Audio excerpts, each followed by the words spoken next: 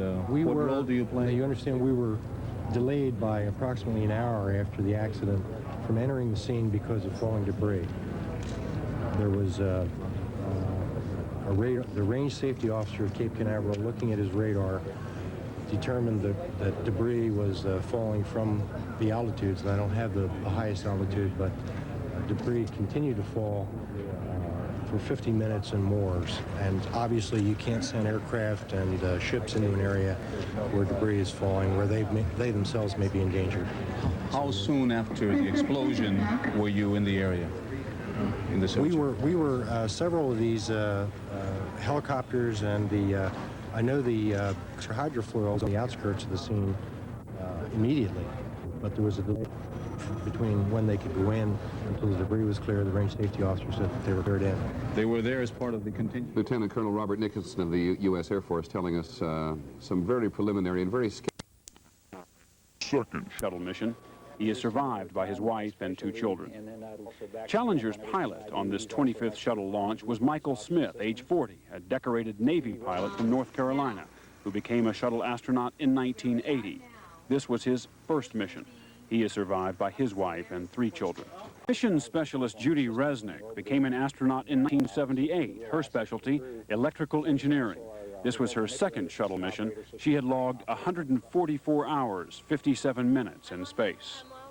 Ronald McNair, age 36, also a mission specialist, was selected as an astronaut in 1979. He, too, was a veteran of the shuttle, making his first shuttle flight in 1984, bringing his background in physics and laser technology to the program. The third mission specialist on today's launch was Air Force Colonel Ellison Onizuka, age 39, born in Hawaii. A former aerospace engineer and pilot, he had taught at the elite Air Force Test Pilot School in California. He became a NASA astronaut in 1979. Onizuka was on his second shuttle mission, his initial flight in 1984, the first dedicated to the Department of Defense. He was married with 2 children. Gregory Jarvis, a payload specialist, age 41, was a Hughes aircraft engineer on board to conduct tests on the effects of weightlessness on fluids carried in tanks. Born in Detroit, trained as an Air Force satellite engineer, this was Jarvis's first shuttle mission. He is survived by his wife. And finally, Krista McAuliffe, age 37, the social studies teacher from New Hampshire, the first private citizen selected to fly aboard the shuttle. She'd been chosen from more than 11,000 applicants nationwide. She's survived by her husband, 2 children, and the students in Concord, New Hampshire. ABC Stone Phillips, I'm sorry it took us a while to get to that, to bring you the human dimension of the other people in the crew, and the reason I think for that is because Krista McAuliffe was the first civilian in space, the first teacher, and as is our and the nation's tendency, you tend to focus, I think, on the first. But there is some indication of the human side of the other 6 members of the crew who all appear to have lost their lives over the Atlantic Ocean this morning. We do have word, Dave, that NASA's Jess Moore, who is the Associate Administrator for Spaceflight and also the newly named Director for the Johnson Space Center, will address reporters and try to give everyone an idea of what might have happened if indeed NASA has anything concrete to say about what might have happened, and that is to occur here at the Johnson Space Center as you look at the horrible explosion at 2:30 this afternoon, Houston time. Just about 1 hour from now. That's right. Okay, Stephen, thanks. What you've seen at this point, having been there several times, I can tell you that you begin never to feel complacent, but you do begin to feel that things are working in your favor. The most critical time of this mission, at least in most of our eyes, was those first 10 or 15 seconds to get off the pad. And so the surprise of what is to occur at this point in time was, I'm sure, even beyond comprehension of the crew, although there was several minutes yet to go on the flight. Anything can happen as we see it will. The crew now is getting down to almost a pseudo-routine. It's dynamic, things are happening, but they have practiced this over and over again. And should there be an emergency, and should they detect an emergency, they would have been able to separate from those boosters and get off and land a vehicle home. But as we see in a moment, I use the word consumed several times. I have no other word. The spacecraft was literally consumed in microseconds. Neither the crew, and as we've heard, neither the ground, nobody, even in, not only didn't anticipate it, almost didn't realize it happened.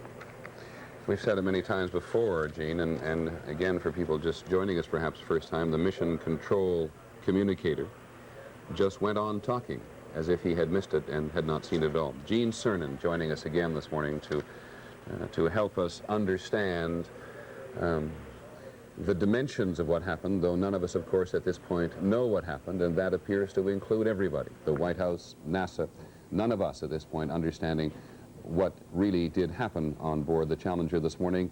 NASA is going to make a statement and perhaps answer questions at 3:30 this afternoon. We shall be there. Part of the Off. Again, not realizing that it actually was an explosion. First stage separation, as we pointed out a number of times this morning, looks not dissimilar in terms of the flaming impact of it from the explosion itself. Can't hear it.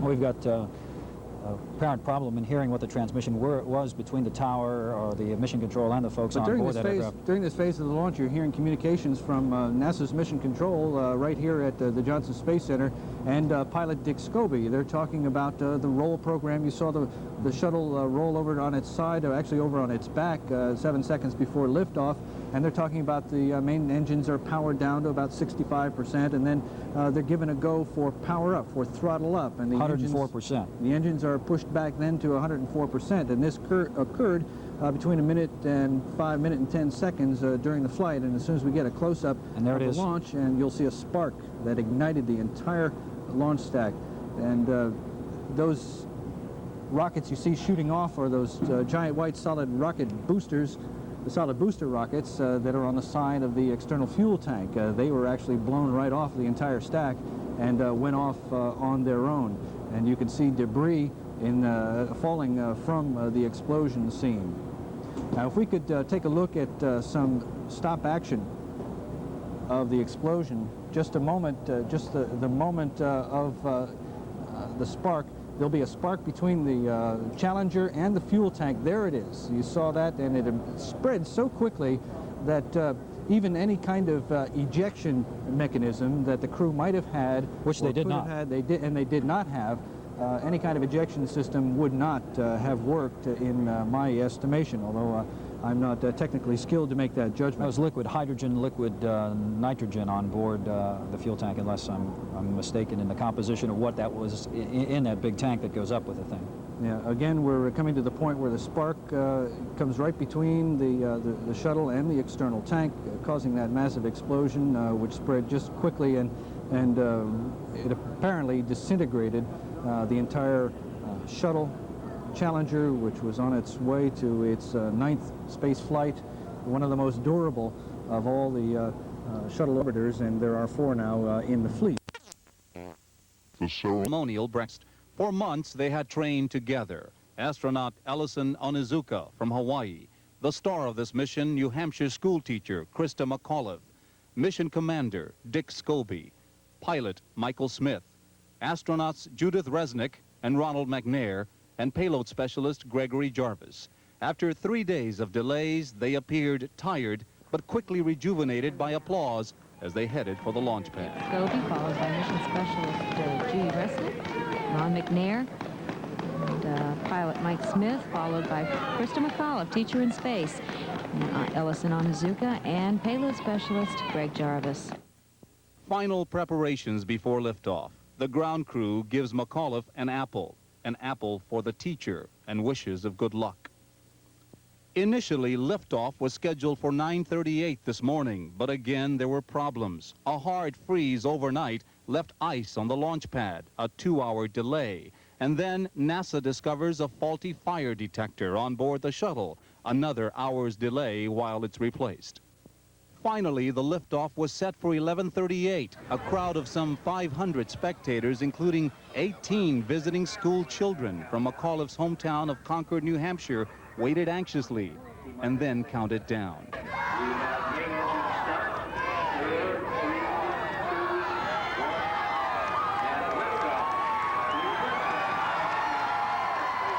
The liftoff appeared flawless.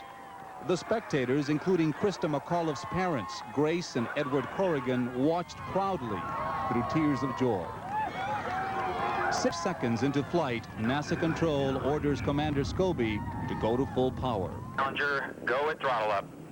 Challenger, go at throttle up. Suddenly, an explosion.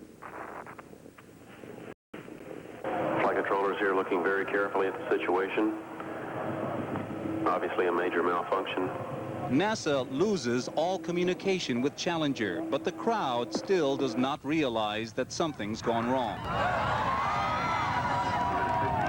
Within seconds, Challenger disintegrates. We have a report from the flight dynamics officer that the vehicle has exploded. For the spectators and Krista McAuliffe's parents, joy turns to confusion, worry, and a realization of tragedy. The $1.2 billion spaceship, its 7 crew members, and their satellite payload disappear. I thought the flight was going fine. And then I heard them say major malfunction. And then the person beside me said it's exploded. And it was, I couldn't speak. It was... Within minutes, emergency rescue teams parachuted in, converging on a search area 18 miles east of Cape Canaveral.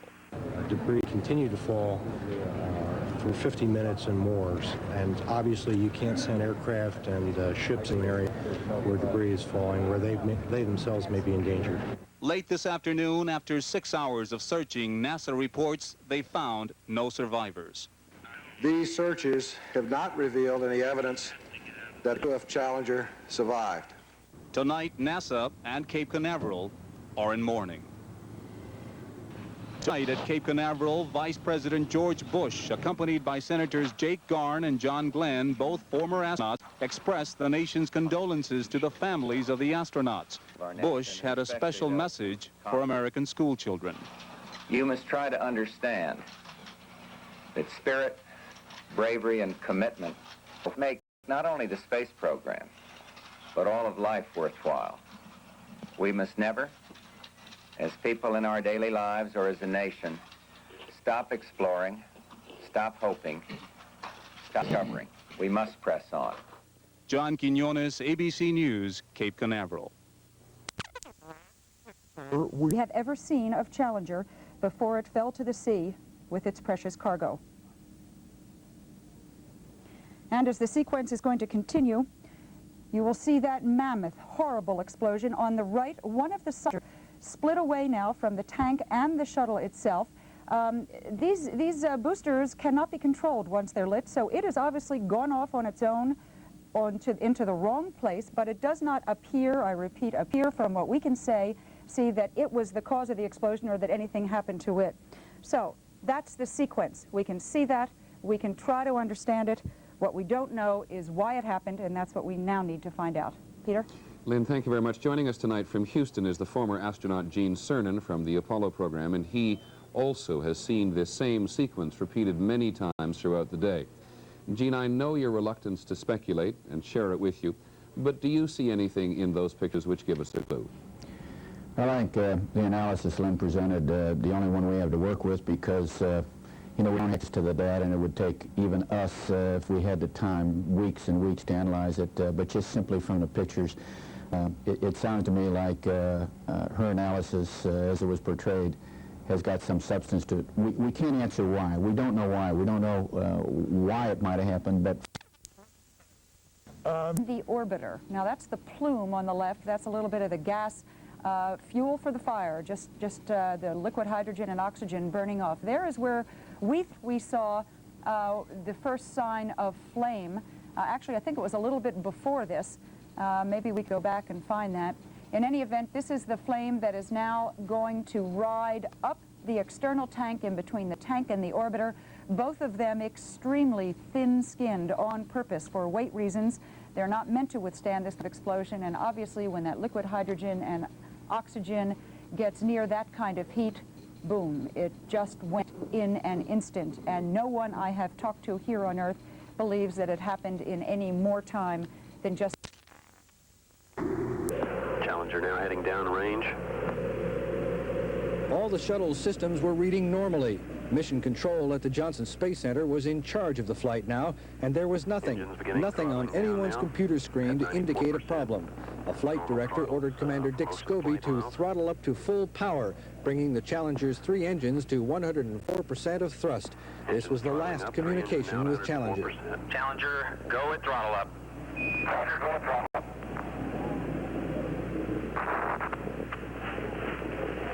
1 minute 15 seconds. Velocity 900 feet per second. Altitude 9 nautical miles. Downrange distance 7 nautical miles. We have a report from the flight dynamics officer that the vehicle has exploded.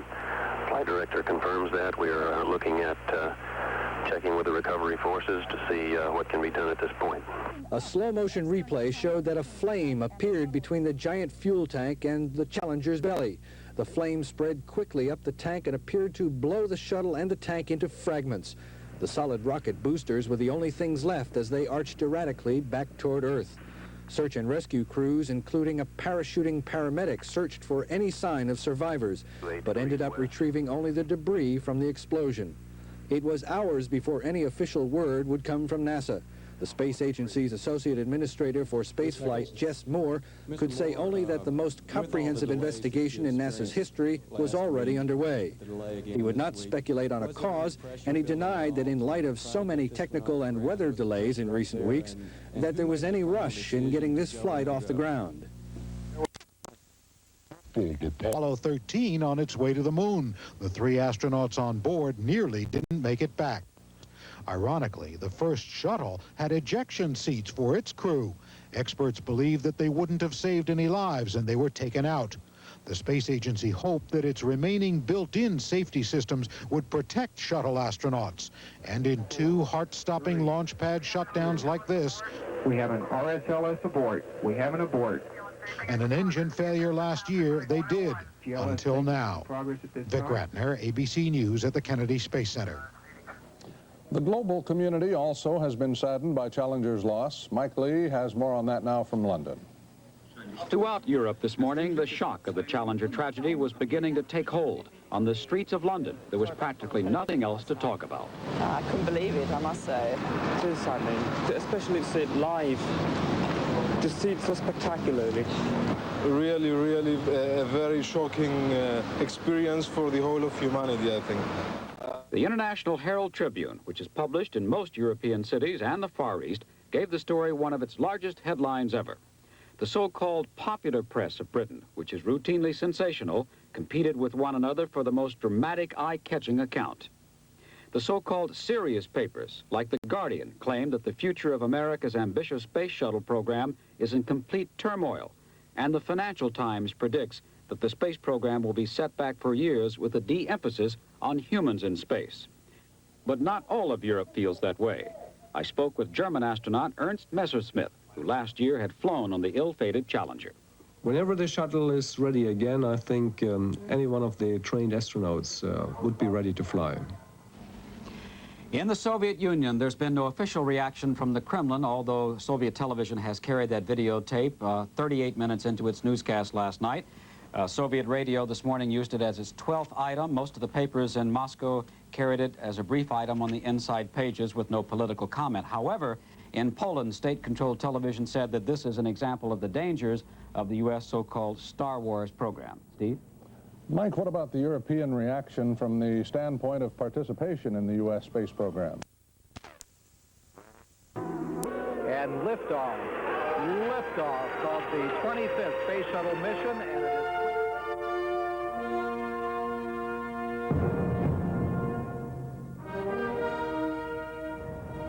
I'm Deborah Riggle. Langley at Ellington Field, and the word we have right now is President Reagan's plane, Air Force One, is less than 5 minutes away.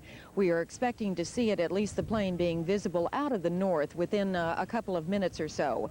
President Reagan's attention, we are told, has been diverted somewhat. He was initially on his way to this memorial service, but he had word during his flight down here that the Haitian government has collapsed. The word we have is that a military-civilian coup has resulted in that, and President for life, as he is known, Jean-Claude Duvalier, or Papa Doc, and his cabinet have fled that country. The military-civilian government has taken control now of that Caribbean island. There are no reports at this time of any Americans being endangered.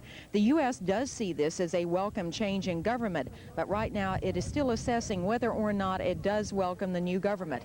Again, President Reagan being briefed of that on board Air Force One. And here it comes right now. Out of the north, Air Force One, it will be carrying the President and Mrs. Reagan.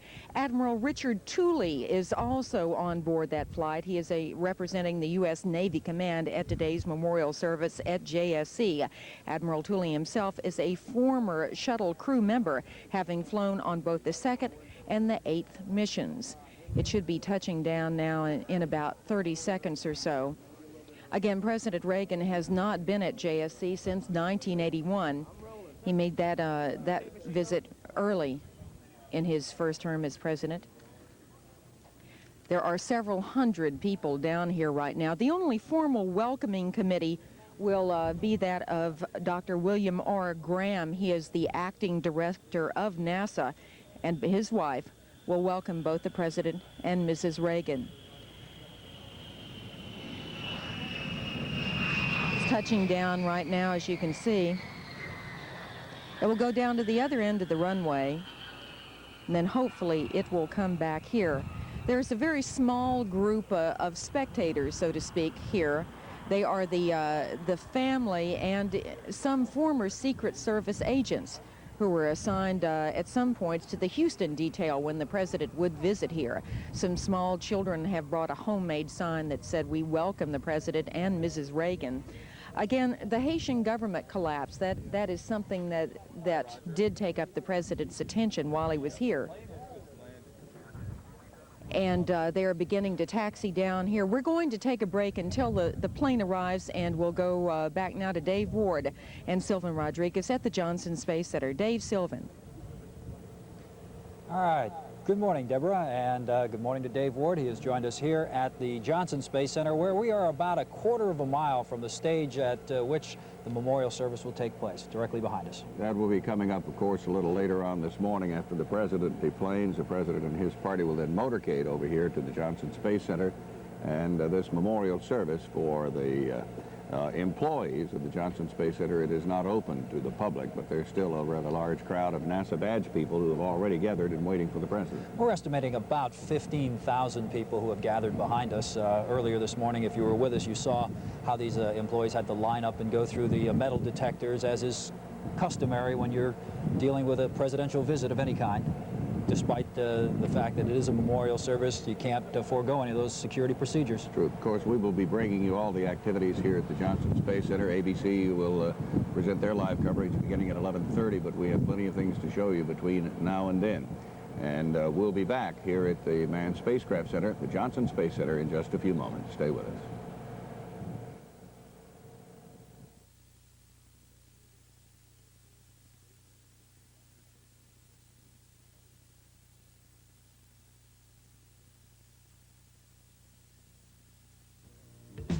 On Saturday, the best informed people in Houston watch Channel 13.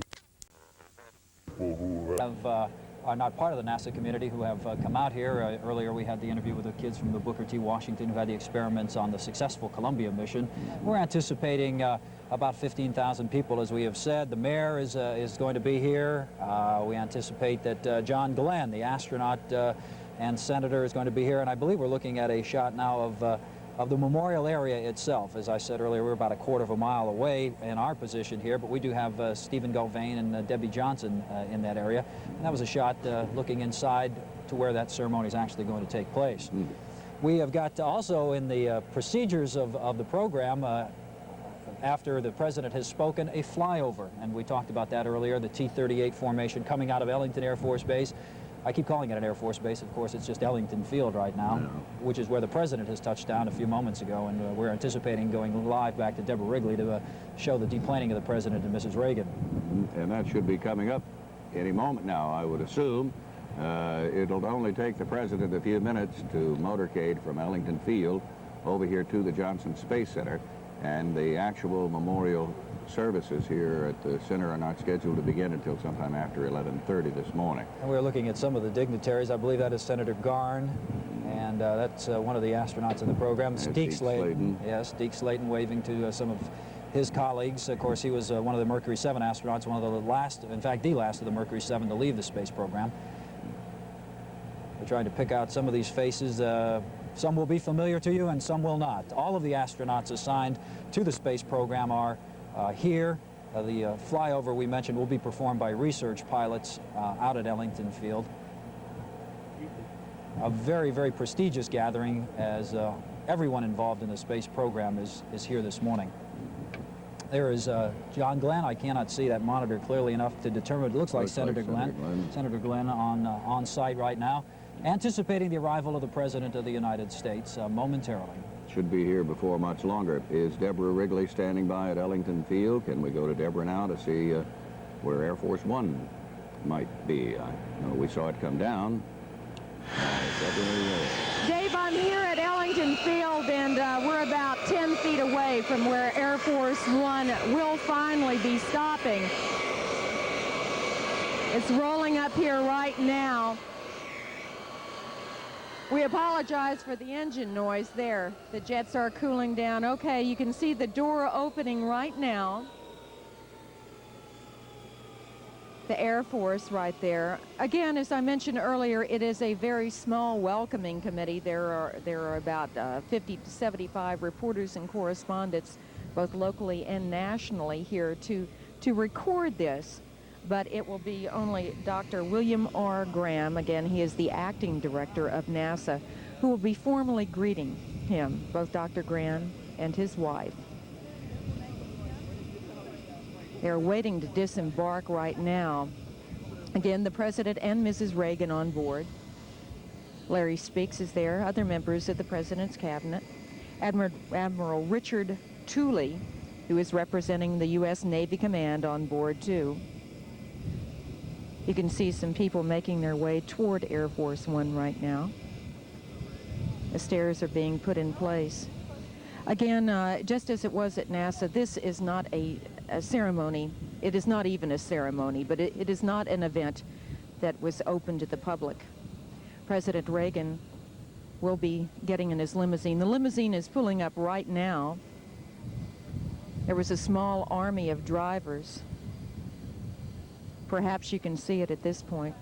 Two large black limousines carrying flags, one with the presidential seal, the other the United States flag. The first people are getting out right now. There is a limousine there that has the convertible back top on it. It will be interesting to see which limousine President Reagan gets in. Secret Service station wagons behind that, waiting for the President to disembark. Again, some staff members on board the plane. We were not giving any seating or manifest for Air Force One, so it is difficult to identify everyone. Mrs. Reagan and the President, here they are. Small way from the President. Again, it has been since 1981 since he has made the visit to the Johnson Space Center. One cannot expect a lot of clapping at something like this because it is a very somber experience indeed. The President is shaking hands, presumably with Dr. Graham. He will meet, as we have mentioned before, with the families of the shuttle astronauts at the Johnson Space Center. One can only speculate on what he is saying, but it is presumable he is expressing his grief as well with those who have come to meet him. Some of the text of the prepared speech was released earlier. He said the space program will not be abandoned. Mrs. Reagan making her way to the limousine. They are getting in the presidential limousine, not the convertible one. That is for the Secret Service. They are in. There was only a small wave from the president earlier. Waiting to leave at this point. The Secret Service, as usual, will run a few steps alongside the limousine. Again, one cannot have expected much at something like this, because this is simply the means of traveling the 5 minutes or so down the road over to JSC. The president is scheduled to speak only for 5 minutes. The ceremony is expected to last no longer than 30 minutes. From here, he will be coming back to Ellington Field. We will also carry that part of this event. He will be flying back to Washington, then going to the Camp David retreat for the weekend.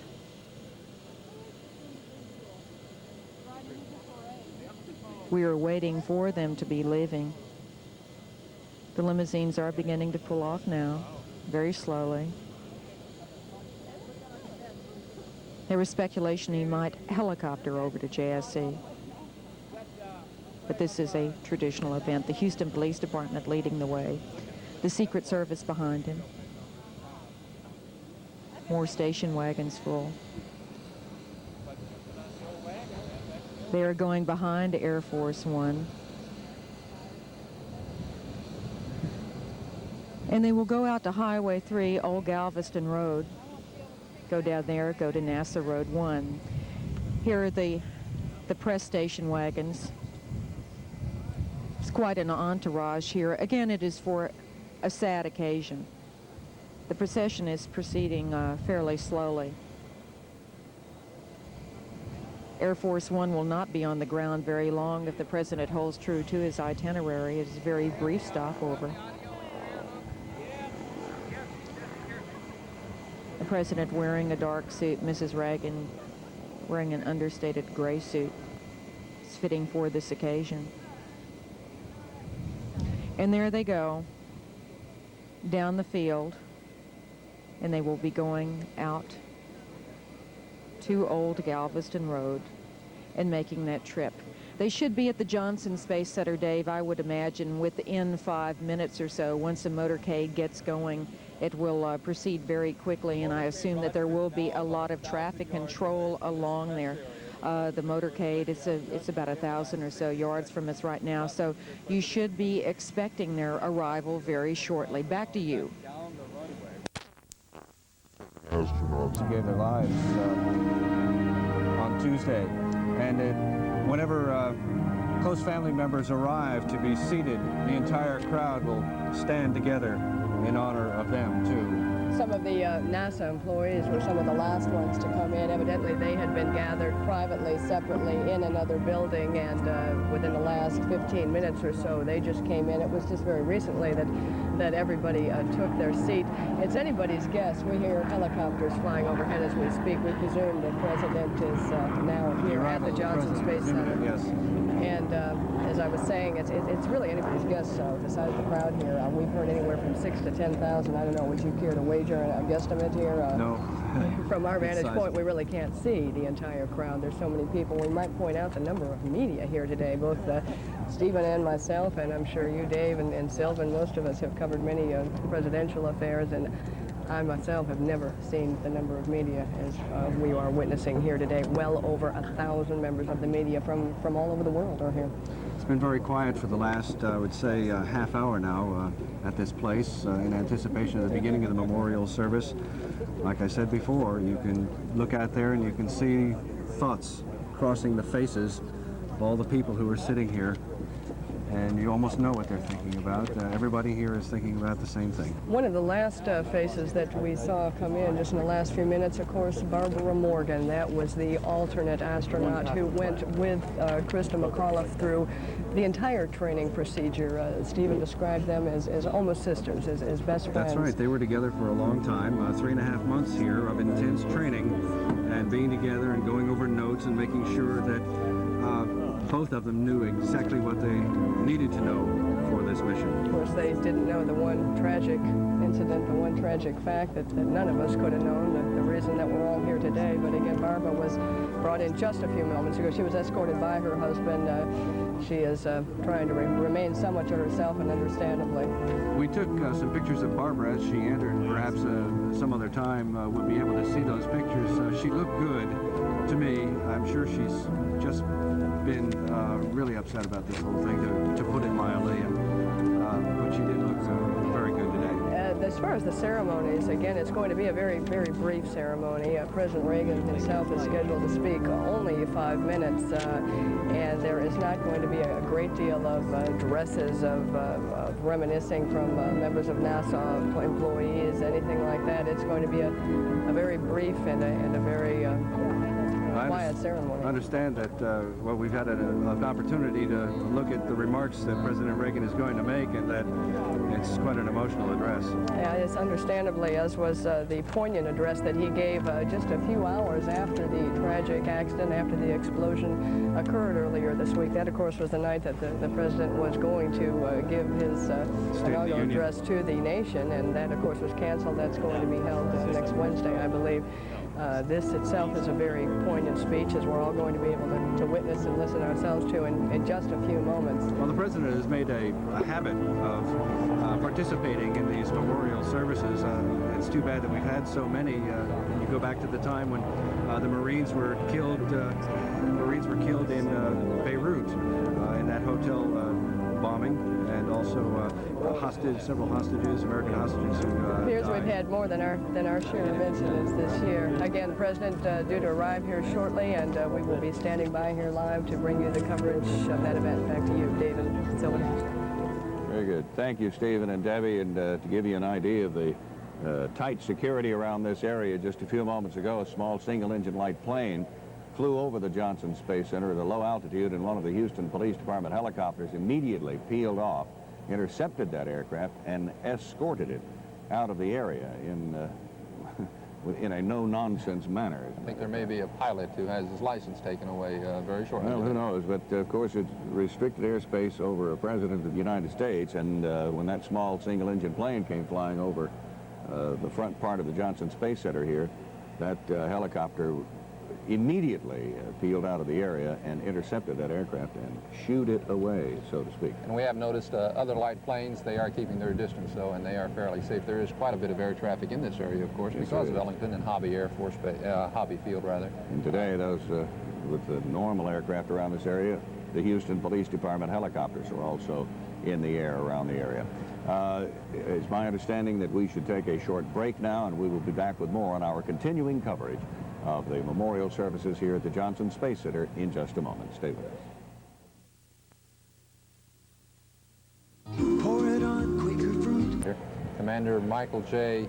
Smith with the Navy. He was the pilot on board. Judith Resnick, Dr. Judith Resnick, she's the mission specialist. Ellison Onizuka, another mission specialist on board. Ronald McNair, a mission specialist. Gregory Jarvis, the payload specialist. And of course, the teacher, Krista McAuliffe. David, the ceremony will be a rather brief ceremony, beginning with a musical interlude by the Air Force Band, the 539th Air Force Band, based out at Lackland. Dr. William Graham, the acting administrator for NASA, will then make some remarks, and the Reverend Bernard Hawley from the First Presbyterian Church in Salina, Kansas, fittingly enough, will begin the ceremony. We are just moments away from switching live to the ABC news coverage of this ceremony here out in the Johnson Space Center. As you can see, some of the estimated 15,000 NASA employees and family members who have gathered here to hear what the president has to say and to take part in these memorial services. Let's just very quickly check with Stephen Gavain and Debbie Johnson from their vantage point there, so they can tell us what they are seeing right now. Stephen, Debbie? We're hearing a hushed silence over the crowd right now. It has become very silent. The band has stopped playing. As I turn around and look, we see dignitaries walking in. I believe it is some of the family members that are being now escorted to their seats. Stephen, do you recognize any of them? You've had an opportunity to chat with some of them. Well, the White House press corps is coming in en masse behind as well, and certain indication the president is soon to follow. Yes. Again, the band just starting up again. can't I tell. imagine Can that you? after this, right now, after we see the White House press corps come through, that we're going to see a progression of groups, including the immediate family members who will come in ahead of the president. As we've been doing our live coverage, it's been somewhat difficult to notice who has been seated in the front rows. Have you had an opportunity to see, are some of the family members there now? Or I believe those front 2 rows, if you can see them from our screen, are reserved for family members, and then of course the president, the governor, the mayor. But those 2 rows remain empty, and so that's who we are awaiting to arrive and sit down. I don't believe the family members have arrived yet. Am I correct? No, the front 2 rows are empty right now, and we are waiting for that to happen. Dave Again, and Sylvan? The president should be here shortly. The press crew has just arrived, so just moments away, David. Very good. Thank you, Stephen, and thank you, Debbie, for those remarks over there at the scene of where this memorial service will be taking place. We're going to be going to the ABC television network for their live coverage of this memorial in just about 30 seconds from now. But we want to remind you that we will continue to cover these activities out here after the network's live coverage ends. We will continue to cover the activities as the day unfolds here. Sylvan, it's good to have you with us today, and I know you're looking forward to what happens in this memorial. I think it's a service. fitting in person to a memorial service. The president has come to represent us all. We honor today the 7 who died in space.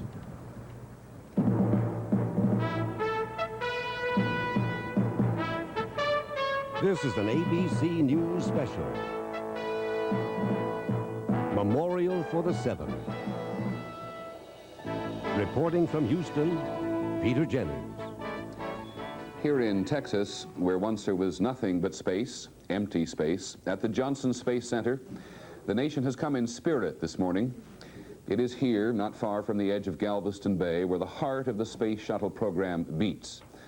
The president and the astronauts' professional family and friends have come here today to honor their colleagues who left from here to go on a mission and never returned. And on this very spot, which you can see, where the astronauts so often have been welcomed home, thousands of people, as we said, are here in person to say goodbye.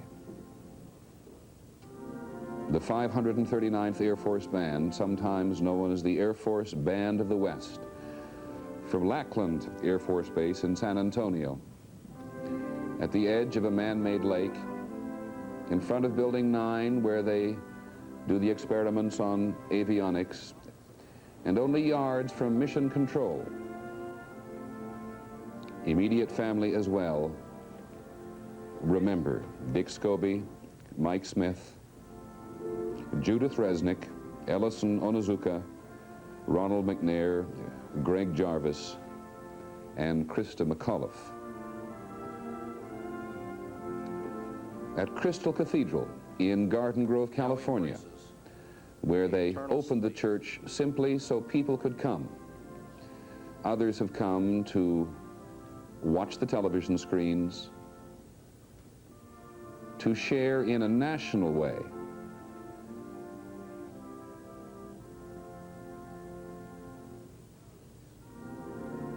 "20 years ago, when the Johnson Space Center began to take hold here in Texas, the astronauts and the mission specialists gathered here from around the country to dedicate themselves to what some people have thought was something of a closed community. A very normal community in many ways, but a community apart from the rest of the nation, on which since Tuesday the spotlight has shone so brilliantly. The president flew on Air Force One from Washington this morning with Mrs. Reagan and landed here a short while ago, and it is for him, amid all of the artifacts of the American space program, that this large crowd now waits today. The president, who since Tuesday, on more than one occasion, has reached out to places like the Navy Chapel in Annapolis, Maryland, and to chapels and schools all over the country to comfort the nation. The U.S. Navy particularly represented on this mission by Commander Mike Smith, the co-pilot,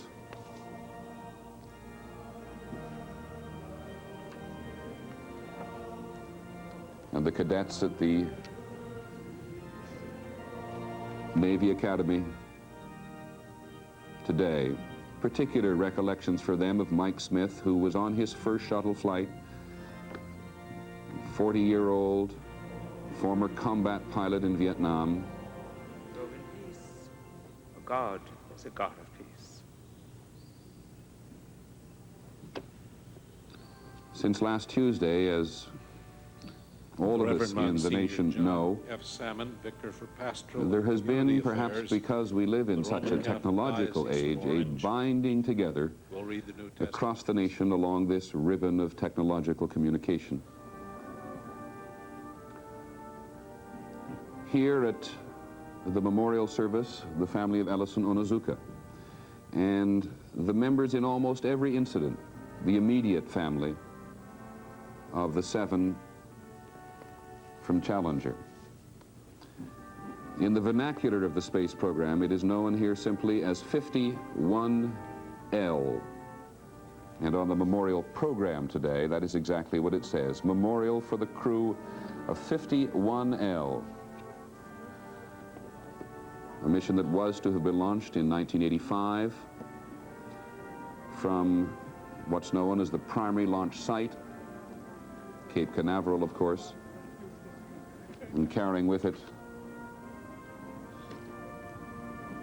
7 astronauts and yet another experiment, in this case a satellite, for deployment in space. Joining me here this morning, ABC's Lynn Scher, who covers space so eloquently for us. Lynn, when we come here, we outsiders to the Space Center, we have a very strong sense of family. Are we accurate? Oh, I think so, Peter. The people here take care of one another. They don't all consider themselves each other's best friends, but they understand that they are all in this business together, and they watch out for one another. They also are very protective of one another, and they are trying all the time to keep certain things perhaps from being in the press, from going out into the rest of the world. Not so much because these things are secret, but because they sometimes think the rest of the world simply doesn't understand.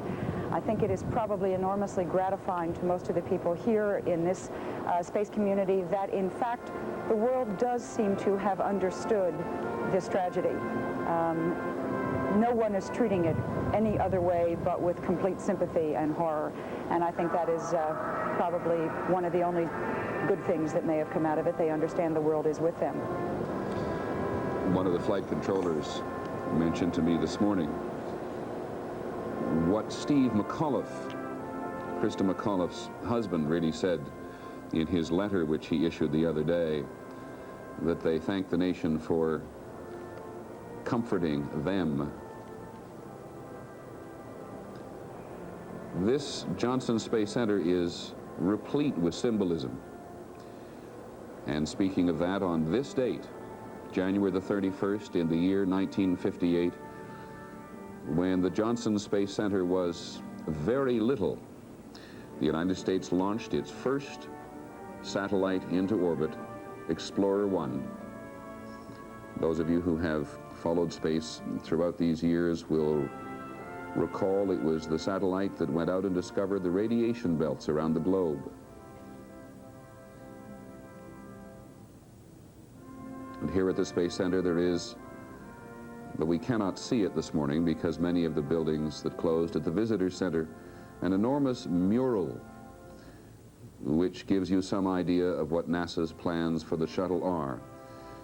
Those of you who visited here will know it. If you haven't, you should come, because it is a wonderful depiction of man in space some years from now as a result of the shuttle program. Senator Gary Hart from Colorado. It shows shuttles and men and women in their space suits floating and working on building a space city. A space station, of course, being one of the prime goals of the shuttle program.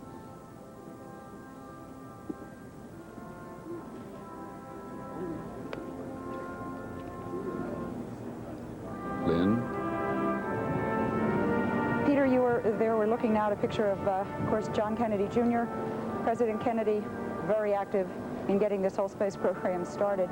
Peter, you were talking about visitors before and saying people should come. You must remember, they have never stopped coming here.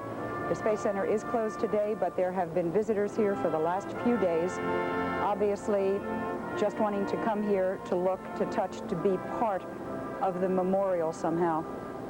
And Lynn, you were also saying earlier about how the program goes on here in some halting way, Senator Thurman. Well, yes, the Space Center is not closed. There are people here with jobs. Despite this awful accident, and even though the primary responsibility now is to find out what happened, people here still have jobs, and until they find out when the suspension of the program will be lifted, many of them are trying to get on with their jobs, even though they have no idea if what they're training for, in fact, will ever take place again. Well, you were mentioning John F. Kennedy, Jr. It was President Kennedy himself who said back in May of 1961, "Now is the time to take longer strides."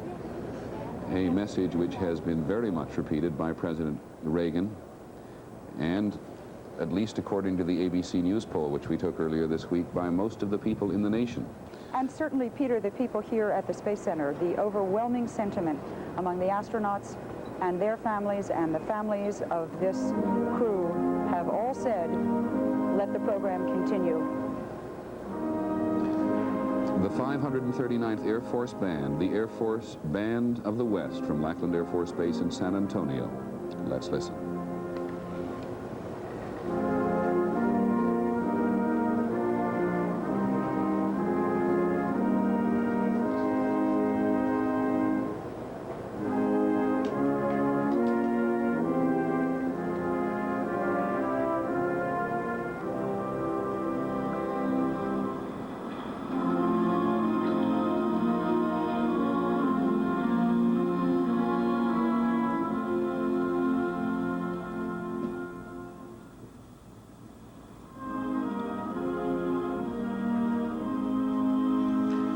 At the Air and Space Museum in Washington, D.C., where we preserve the artifacts of our exploration,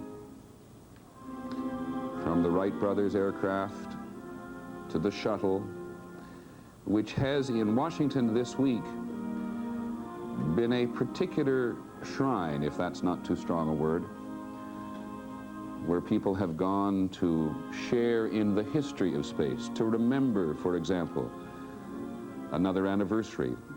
It was 15 years ago today that Apollo 14 was launched from the Cape, where people this morning have also gathered, carrying astronauts Alan Shepard, Stu Roosa, and Ed Mitchell. And while this is a day of human connection at the Cape and in the Atlantic waters off the Cape, the search for the evidence, the attempt to solve the mystery continues. Today, officials of NASA have been somewhat surprised at the large pieces they have been finding which survived Tuesday's fireball. Sonar had detected a very large metal object on the floor 140 feet down in the waters of the Atlantic as NASA and the Navy and the Air Force have had to expand their search area because of the winds and the Gulf Stream. No comment will be made today, of course, by NASA on anything concerning the search. The President and Mrs. Reagan have been here at the Johnson Space Center for about 40 minutes now, and they have been meeting with the families, and of course coming with the President this morning is our White House correspondent, Sam Donaldson. Sam? Peter, the President's mood is described by his press secretary as matter-of-fact and straightforward. He got here, as you said, a few minutes ago, and he met privately with the families of the dead astronauts, those of the families who are here in that low building that's right in front of the audience and of the row where the President is now standing. We may get some report on what he said to them, but it will be very brief. It was thought to be a private moment, and we're not going to get a full report on that meeting. Mrs. Reagan, of course, came with him. He's going to stand there in a row which contains dignitaries from Washington, his own chief of staff, Donald Reagan, down the line, as we've already seen, John F. Kennedy Jr., Caroline Kennedy, and their uncle, Senator Edward Kennedy. There are a great number of members of the Senate and the House here, as well, of course, as people from NASA, from the Space Center, and the extended families of the dead crew, and behind the rope line, a lot of people who've just come to pay their respects. Sam, the sight of young Reginald McNair being carried in reminds me that 11 children have lost parents on this mission.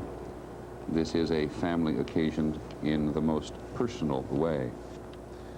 The first person we're going to hear from is Dr. William Graham, who is the acting administrator of NASA. Mrs. Reagan, families of the Challenger crew, other members of the NASA family, ladies and gentlemen, thank you for coming here today to honor 7 brave Americans, the crew of the spaceship Challenger. It's not loud. Dick Scobie, Mike Smith, Judy Resnick, Ron McNair, Al Onizuka, Greg Jarvis, and Krista McAuliffe were explorers who blazed the trail for the rest of us. Their courage and dedication represents all that's best in each of us and in America. The Challenger crew took something of all of us aloft on Tuesday. Their dreams of discovery are our dreams, and the men and the women of that flight will always live in our thoughts and in our hearts. I pray that families and friends will remember our pride and our gratitude and find some refuge in its warmth. God bless them all.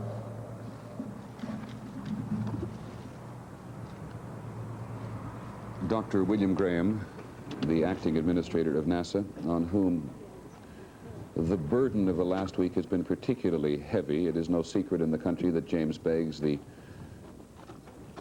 NASA administrator, is on a leave of absence from the space agency because he is presently involved in a court case. We are gathered here today as a family that shares a common dream, common goal, common commitment, and now a common tragic and devastating loss.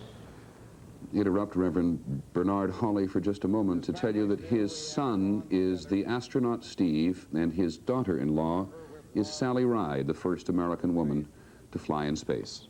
7 who embodied in a very special way that dream we all possess.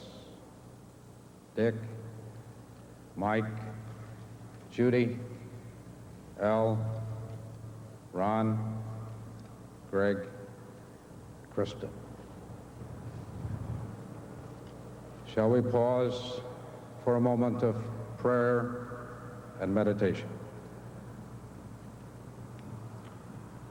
O thou, whom we call by various names, approach by several paths, and yet all acknowledge as the source of life. Thy greatness is seen in this vast and wondrous universe.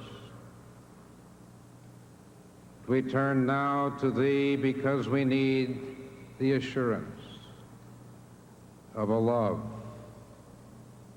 equally great and wondrous. To feel that underneath are the everlasting arms, and to know that the hand that holds us is a hand we trust. We come here grateful for the many ways we have known those whom today we mourn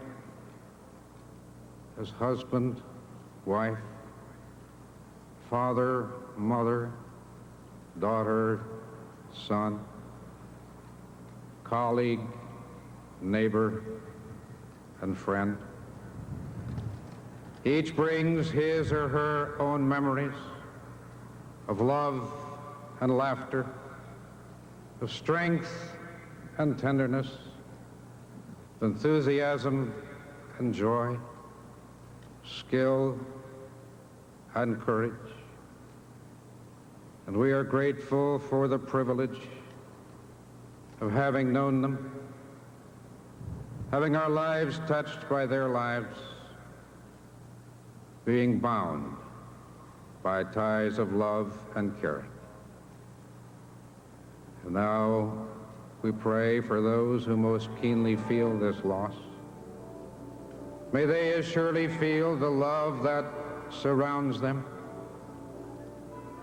the caring that reaches out to them.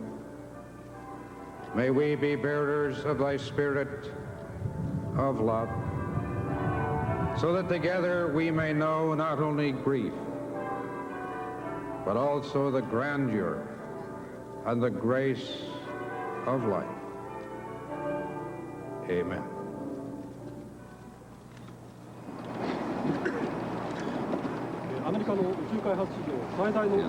His son is the astronaut, and his daughter-in-law is Sally Ride. The people who speak here today are the people who this community simply wanted to speak. The next is Lieutenant Colonel Charles Bolden, who flew as a pilot aboard Columbia. God is our refuge and strength, a very present help in trouble. Therefore, we will not fear, though the earth should change, though the mountains shake in the heart of the sea, though its waters roar and foam, though the mountains tremble with its tumult. There is a river whose streams make glad the city of God, the holy habitation of the Most High. God is in the midst of her. She shall not be moved. God will help her right early. The nations rage, the kingdoms totter. He utters his voice, the earth melts. The Lord of hosts is with us. The God of Jacob is our refuge. Come, behold the works of the Lord, how he has wrought desolations in the earth. He makes wars cease to the end of the earth. He breaks the bow and shatters the spear. He burns the chariots with fire. Be still. Know that I am God. I am exalted among the nations. I am exalted in the earth. The Lord of hosts is with us. The God of Jacob is our refuge.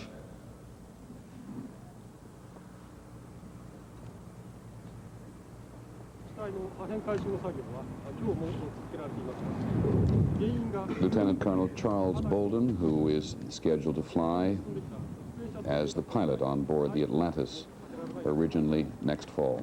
The President. We come together today to mourn the loss of 7 brave Americans, to share the grief that we all feel, and perhaps in that sharing to find the strength to bear our sorrow and the courage to look for the seeds of hope. Our nation's loss is first a profound personal loss to the family and the friends and the loved ones of our shuttle astronauts. To those they left behind, the mothers, the fathers, the husbands and wives, brothers and sisters, yes, and especially the children. All of America stands beside you in your time of sorrow. What we say today is only an inadequate expression of what we carry in our hearts. Words pale in the shadow of grief. They seem insufficient even to measure the brave sacrifice of those you loved and we so admired. Their truest testimony will not be in the words we speak, but in the way they led their lives and in the way they lost their lives, with dedication, honor, and an unquenchable desire to explore this mysterious and beautiful universe. The best we can do is remember our 7 astronauts our Challenger 7.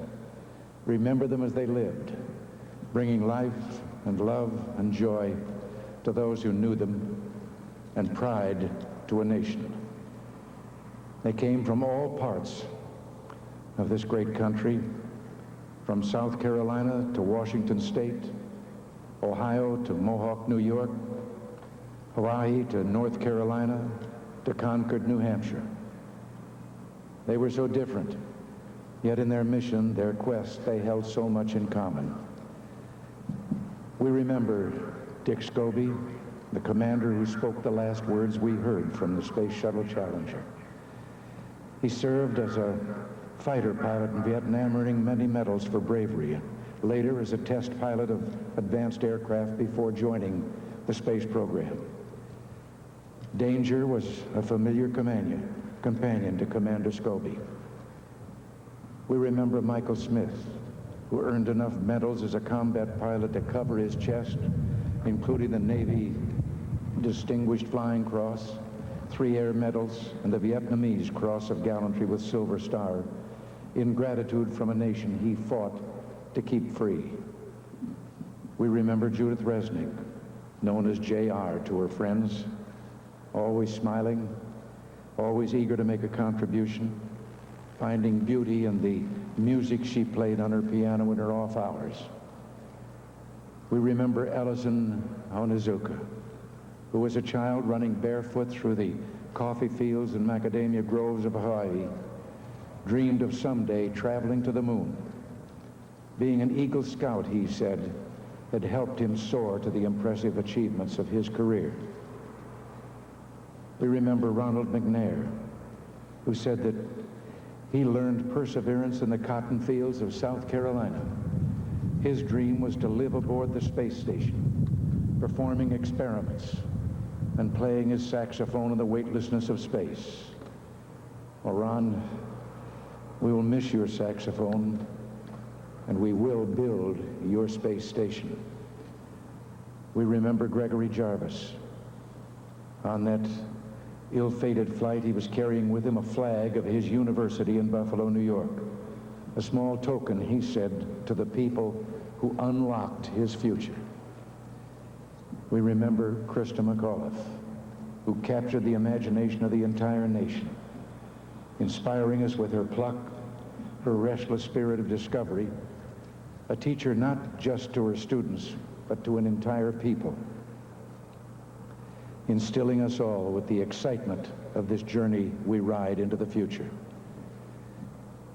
We will always remember them, these skilled professionals, scientists and adventurers, these artists and teachers and family men and women, and we will cherish each of their stories.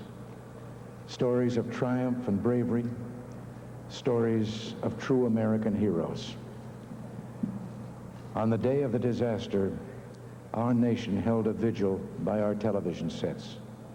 In one cruel moment, our exhilaration turned to horror. We waited and watched and tried to make sense of what we had seen. That night, I listened to a call-in program on the radio. People of every age spoke of their sadness and the pride they felt in our astronauts. Across America, we are reaching out, holding hands, and finding comfort in one another. The sacrifice of your loved ones has stirred the soul of our nation. And through the pain, our hearts have been opened to a profound truth. The future is not free. The story of all human progress is one of a struggle against all odds. We learned again that this America, which Abraham Lincoln called the last best hope of man on earth, was built on heroism and noble sacrifice. It was built by men and women like our 7 Star Voyagers, who answered a call beyond duty, who gave more than was expected or required, and who gave it little thought of worldly reward. We think back to the pioneers in an earlier century, the sturdy souls who took their families and their belongings and set out into the frontier of the American West. Often they met with terrible hardship, Along the Oregon Trail, you can still see the grave markers of those who fell on the way. But grief only sealed them to the journey ahead. Today, the frontier is space and the boundaries of human knowledge. Sometimes when we reach for the stars, we fall short, but we must pick ourselves up again and press on, despite the pain. Our nation is indeed fortunate that we can still draw on immense reservoirs of courage, character, and fortitude. But we're still blessed with heroes like those of the Space Shuttle Challenger. Dick Scobie knew that every launching of a space shuttle is a technological miracle. And he said, if something ever does go wrong, I hope that doesn't mean the end to the Space Shuttle program. Every family member I talked to asked specifically that we continue the program. That is what their departed loved one would want above all else. We will not disappoint them. Today we promise Dick Scobie and his crew that their dream lived on, that the future they worked so hard to build will become reality. The dedicated men and women of NASA have lost 7 members of their family. Still, they too must forge ahead with a space program that is effective, safe, and efficient, but bold and committed. Man will continue his conquest of space, to reach out for new goals and ever greater achievements. That is the way we shall commemorate our 7 Challenger heroes. Dick, Mike, Judy, Elle, Ron, Greg, and Krista. Your families and your country mourn your passing. We bid you goodbye. We will never forget you. For those who knew you well and loved you, the pain will be deep and enduring. A nation, too, will long feel the loss of her 7 sons and daughters, her 7 good friends. We can find consolation only in faith, for we know in our hearts that you who flew so high and so proud now make your home beyond the stars, safe in God's promise of eternal life. God bless you all and give you comfort in this difficult time.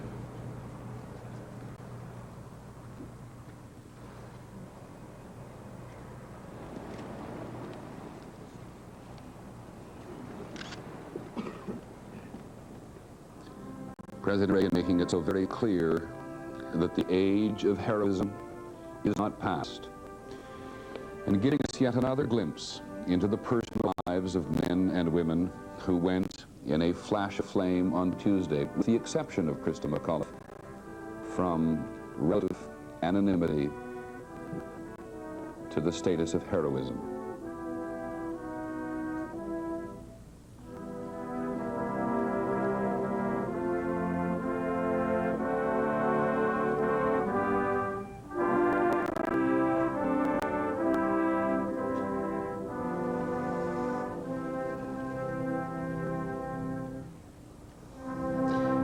Eternal Father, strong to save, whose arm doth bind the restless wave.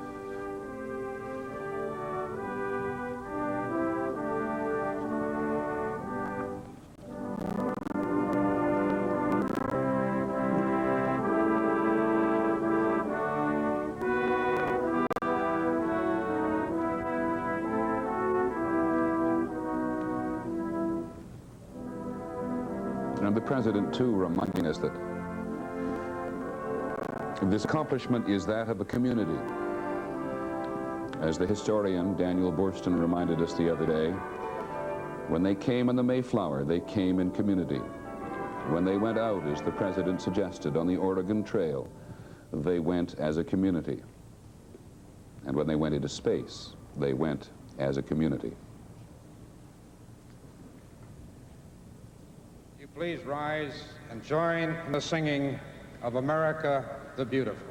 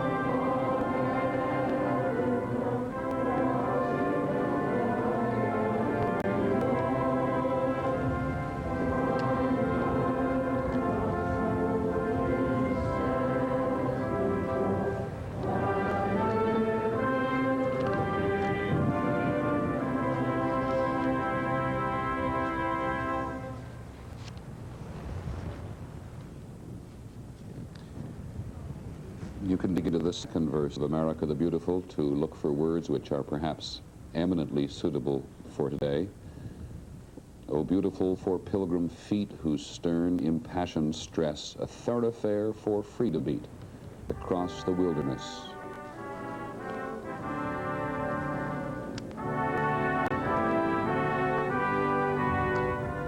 And across the skies, the missing man formation.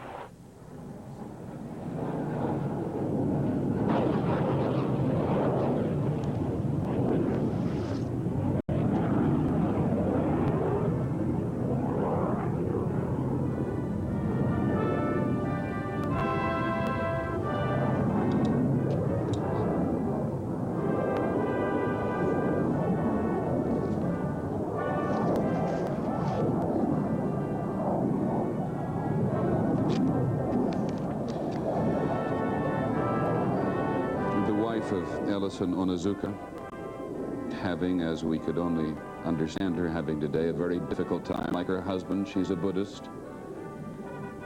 They come from the big island of Hawaii, and she is here today with her children, Janelle and Marianne.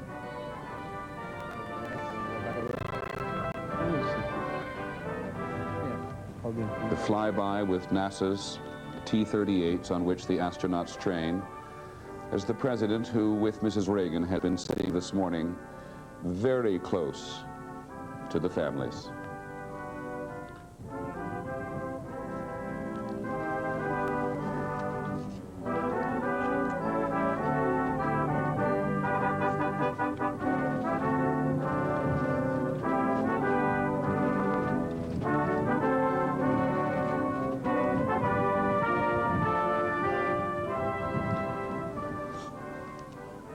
We have seen it before at Fort Campbell, Kentucky, just a couple of months ago, where the President's mere presence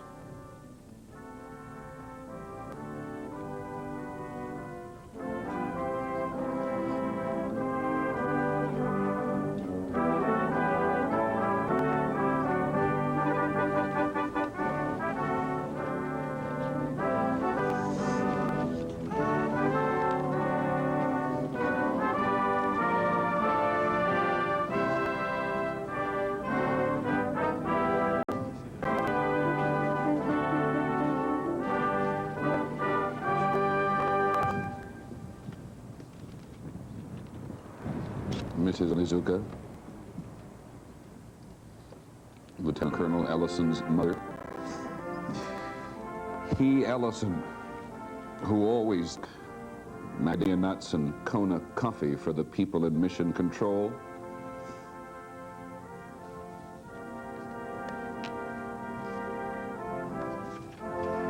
Ronald McNair's wife, Cheryl, and Reginald, who will be 4 in 2 weeks, of whom the President said this morning, of Ronald that is, he learned perseverance and dedication in the cotton fields of South Carolina.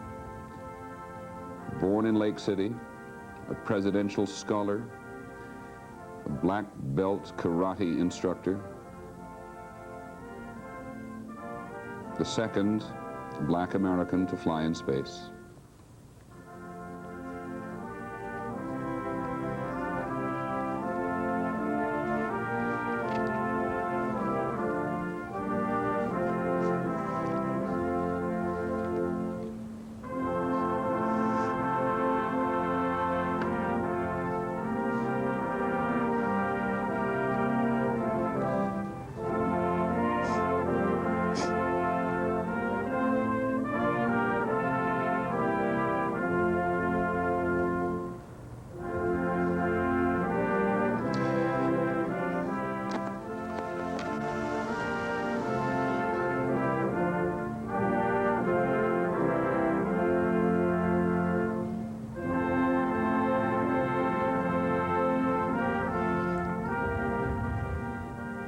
It is more, as we have seen before, than the simple power of the presidency.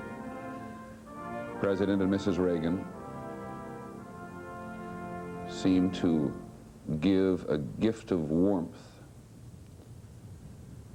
which at this terrible moment, in the spotlight for the families, these families will hopefully treasure for a long time. After the disaster at Gander in Newfoundland, the President met every family member in Fort Campbell of the 250 men and women who had died flying back from their peace mission in the Middle East.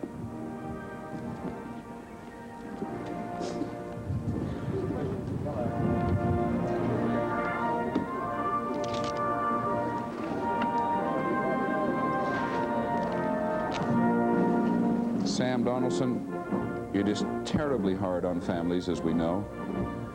It looks as if it's very hard on the President.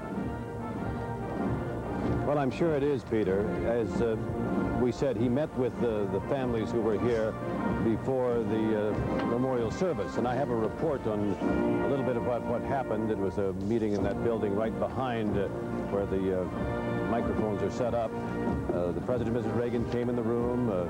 He spoke to each one of the members of the families present, as did Mrs. Reagan. Private words, some hugs, some handshakes. And then the President said to them, now, I wish there was something I could say to make it easier, but there just aren't any words. We sorrow more for ourselves and in the fact that we will miss them. This should be tempered by the joy that they are receiving the blessings God reserved for them. We shall all see them together again. And we're told that there were some tears. The family members held hands. The older children placed their arms around their mothers, and then they came out to the services we've just seen. As Lynn Shure was making eminently clear to us a little earlier in the broadcast, here at the Johnson Space Center, but at other places around the country, at the Cape, in Huntsville, Alabama, in California, those people who have worked, particularly for the last few years, in far greater anonymity than they did at the beginning of the space shuttle program, have gathered together to comfort one another. This is, of course, not the first disaster there has been. 1967, we'll recall, when Gus Grissom, Ed White, and Roger Chaffee died in a fire on the pad as part of the Apollo program. But you get an enormous sense, even in a brief period of time here, of continuity. It began with Sputnik, of course, when the Soviets so shocked us and set us on the space race through Mercury and Gemini and Apollo, Skylab, and now the shuttle. And there are, even today, 85 astronauts and 13 astronaut candidates, not including the payload or mission specialists who are presently in training. 12 of them are women. It's 1959 when the 7 Mercury astronauts were chosen. And to those people around the country who have called us on occasion to say they were not astronauts, how wrong you are. How wrong you are to suggest that Krista McAuliffe and the other mission specialists were not. One actually officially becomes an astronaut by simply flying above 400,000 feet, almost 85 miles. They were all astronauts. Peter, I was just thinking back how many times in the last 2.5 years the President has had to go to these memorial services, has gone gladly in the sense that he wants to comfort those who are the families of those who've been killed in the line of duty and for their country. There was the memorial service at Camp Lejeune for the Marines who were blown up that Sunday morning in their barracks in Lebanon. There was the graveside service briefly for Robert Steedham, who was killed by the hijackers of the TWA 847 flight. There were the bodies of the Marines who came back from San Salvador, who had been gunned down in a cafe one night. And of course, just recently, he went to Fort Campbell for a memorial service for the members of the peacekeeping force who were killed in that aircraft crash. And now this. It's been a very bad time from the standpoint of national loss in the last 2.5 years. This particular loss today Sam, of course, is being shared throughout the country by television. And in a somewhat more private, but not really more private way, in South Carolina, in North Carolina rather, there is yet another memorial service. As we've seen already, there was a service in California which was really to share this service. But in North Carolina, an enormous crowd